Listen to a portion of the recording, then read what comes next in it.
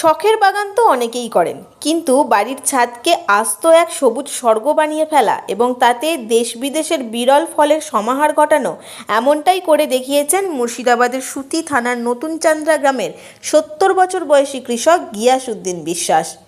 তবে বর্তমানে তার বাগানের প্রধান আকর্ষণ জাপানের অত্যন্ত দামি এবং দুষ্প্রাপ্য ফল মিয়াজাকি আম।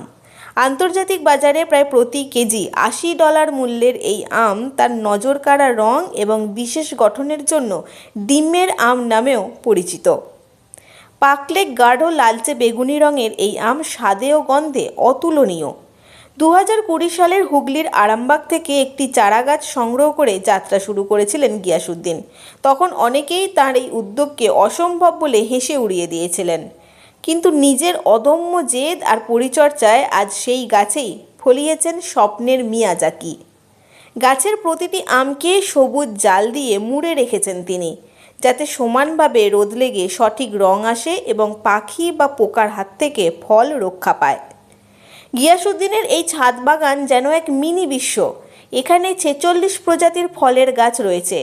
তার বাগানের তালিকায় রয়েছে জাপানি মিয়াজাকি ও থাইল্যান্ডের বাড়িচার, আরবের আজোয়া ও খুরমা খেজুর, হিমাচলের আপেল, ভিয়েতনামের ড্রাগন ফল, তাইওয়ানের পেয়ারা, বার্মার কাঁঠাল এবং থাই সবেদা, কামরাঙা, জামরুল, ব্ল্যাক জাম, লেবু ও কমলা।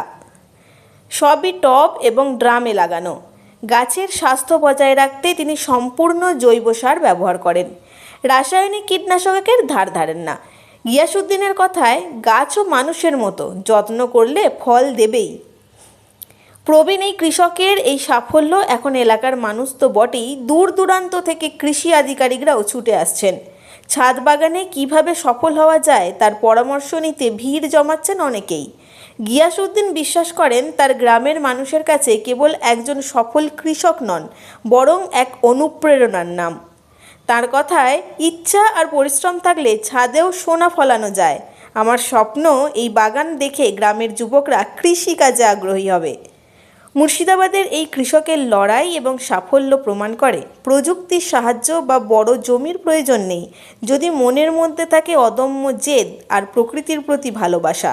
মিয়াজাকি আম। আচ্ছা, এর নাম বলছে মিয়াজাকি। আচ্ছা, গাছটার বয়স কতটা হবে? গাছটার বয়স 5 বছর। 5 বছর। হ্যাঁ, 3 বছর থেকে ফল দিচ্ছে। 3 বছর ধরে? হ্যাঁ, 3 বছর থেকে ফল দিচ্ছে। এটা কি একবার হয় না বছরে, প্রত্যেক বছর? বছরে একবারই হয়। আচ্ছা, স্বাদ কেমন এই গাছের? খুব স্বাদ, মানে যে খেয়েছে সে ভুলতে পারবে না। এই আমাদের দেশে যত আম আছে তার চাইতে অনেক অনেক অনেক গুণ ভালো। বিদেশি আম? বিদেশি আম। আচ্ছা, কি বিদেশে কি জাতীয় আম বলেন? এটা মিয়াজাকি বলছে না? মিয়াজাকি। মিয়াজাকি। জাকি। হ্যাঁ, জাপানের সব জাপানি পাওয়া যায়, সব জাপান থেকে উৎপন্ন। আচ্ছা, মিয়াজাকি আম।